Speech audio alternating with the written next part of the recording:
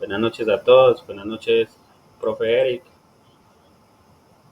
Vamos a hablar como tal pues de la economía o la máquina económica basada en el video de cómo funciona la máquina económica, que fue una de las opciones que nos dieron pues para la presentación.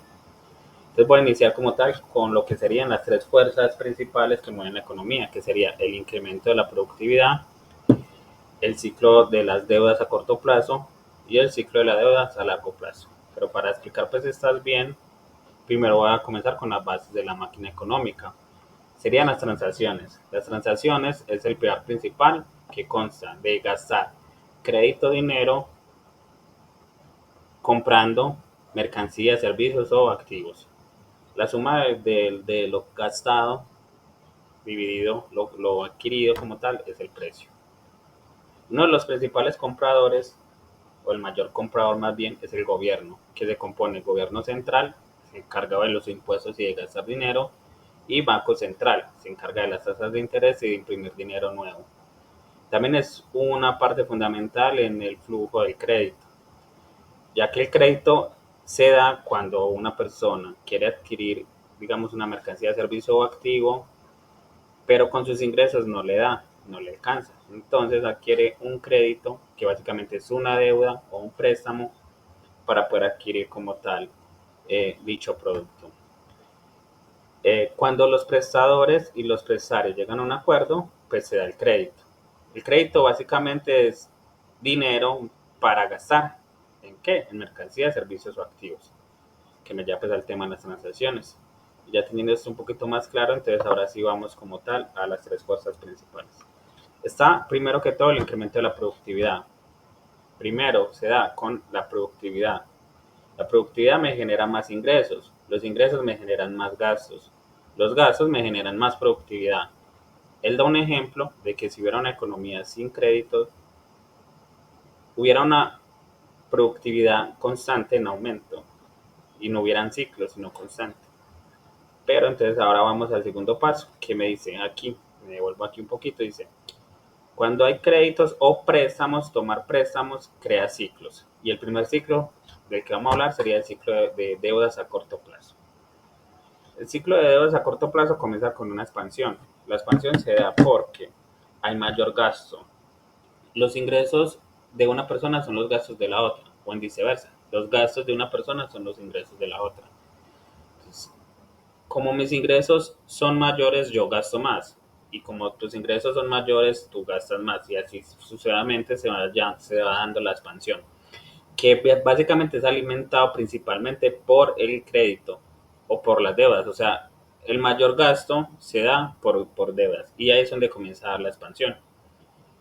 Cuando hay expansión, los precios comienzan a subir. Cuando los precios comienzan a subir, desencadenan una inflación. En este caso, me devuelvo aquí porque entonces el Banco Central en esto interviene. Cuando él ve que hay inflación, comienza a subir los intereses y comienza pues a subir los servicios o los servicios que ellos prestan por el tema pues de los bancos. Al esto pasar, la gente pues tiene menos capacidades de generar crédito y comienza a gastar menos. Al gastar menos, los precios bajan y al bajar los precios comienza la deflación, que es como el contrario de la inflación. Como digo, los gastos de una persona son los ingresos de otra. Al haber menos ingresos, porque tú gastas menos, yo tengo menos ingresos, yo gasto menos. Y comienza a haber actividad económica menor o disminuye la actividad económica. Y eso desencadena en una recesión. Básicamente la recesión es como iniciar el ciclo nuevamente a corto plazo. Ya el banco comienza nuevamente a bajar los intereses, la gente comienza como tal nuevamente a generar crédito, deudas, préstamos y pues comienza digamos el ciclo nuevamente. Pero a medida que en el momento el ciclo a corto plazo va como tal bajando y subiendo, siempre el ciclo anterior termina más abajo que el nuevo. Y eso me lleva pues como tal al ciclo de deuda a largo plazo. El ciclo de deuda a largo plazo yo lo inicié con un tema que lo llaman una burbuja, que es cuando las cosas van muy bien. Los ingresos están bien, el valor de los activos es mayor, va bien en la bolsa, todo va muy bien, ¿cierto? Eso significa que entonces los bancos comienzan a hacer préstamos o un crédito mayor sin importar la cantidad. Eso genera una carga de deuda o de la deuda. La carga de la deuda es cuando hay un crédito o una deuda contra los ingresos. Cuando son mayores los ingresos que la deuda, se mantiene bien todo. Pero con el tema a largo plazo pasa que como los créditos son muy grandes, los reembolsos comienzan a ser crecientes con el paso de los años. Y si los ingresos disminuyen, entonces esto comienza a haber un déficit en este caso y la persona se vuelve menos digno de créditos. Cuando esto pasa de manera general, hay una crisis en la economía y comienza a desapalancarse, que es esta parte de aquí abajo. Cuando comienza a desapalancarse, se reduce el gasto, el ingreso baja, el crédito desaparece, activos caen, bancos sufren, bolsas se desmoronan y la tensión social aumenta. Eso como tal puede crear hasta pues cambios fuertes políticamente. Él plantea pues como una solución, que son cuatro opciones. La primera es reducir los gastos. Reducir los gastos tiende a ser deflacionario, porque pues al haber menos ingresos, hay menos capacidad de pagar las deudas y pues seguimos como igual hacia abajo. También está reducir las deudas. A los bancos detectar o ver que no se alcanza a cubrir con los ingresos las deudas que tienen, o el crédito que tienen, tratan como digamos de esa deuda ahí como tal perdonarla, digámoslo así, y eso también tiende a ser deflacionario. Luego está redistribución de riquezas, aquí me devuelvo porque de esa se encarga el gobierno central, aquí me dice, más impuestos para los ricos. Básicamente ellos miran que la riqueza está como tal en una pequeña población y comienzan a generar más impuestos a los que más plata tienen para así poder como estabilizar con los que menos tienen. Pero eso también tiende a ser igual, deflacionario que las dos anteriores. Por última está la impresión de dinero nuevo. Aquí me voy al Banco Central, aquí me lo da y eso como tal también me lleva pues a esta parte, imprimir dinero nuevo. El imprimir dinero nuevo es inflacionario y comienza a ayudar con el desapalancamiento. Pero esto tiene como dar una percepción de que como es inflación, puede en el momento terminar mal. Puede, digamos, aumentar los precios, subir todo, pero entonces para eso debe haber un balance entre las tres anteriores con la impresión de dinero nuevo.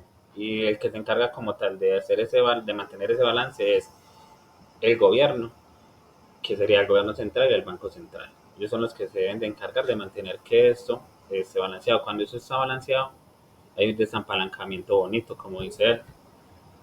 Listo, esa sería mi presentación. Es lo que aprendí. Aparte, pues los 30 segunditos que voy en el momento a utilizar sería como tal. En mi aprendizaje fue que primero los ingresos sean mayor que la deuda. Segundo, que los ingresos no crezcan más rápido que la productividad. Y tercero, que la productividad a largo plazo es lo que más importa. Básicamente esa fue la conclusión que él da en el último del video, pero realmente me llamó la atención. Aparte de eso, también me llamó la atención mucho cómo funciona la economía porque realmente no lo tenía claro. Es algo, un tema muy interesante de cómo se da la inflación, qué es una deflación, qué es una recesión, una expansión, el tema pues de desampalancarse cuando hay una crisis económica, todo eso realmente me llamó mucho la atención y también como una enseñanza personal y es que el crédito no es malo, siempre y cuando se invierta para algo que genere un activo, un ingreso además. Es malo cuando realmente lo hacemos para algo que realmente no me va a generar ningún activo. Entonces eso fue lo que aprendí y les agradezco mucho y les deseo una feliz noche. Que estén muy bien.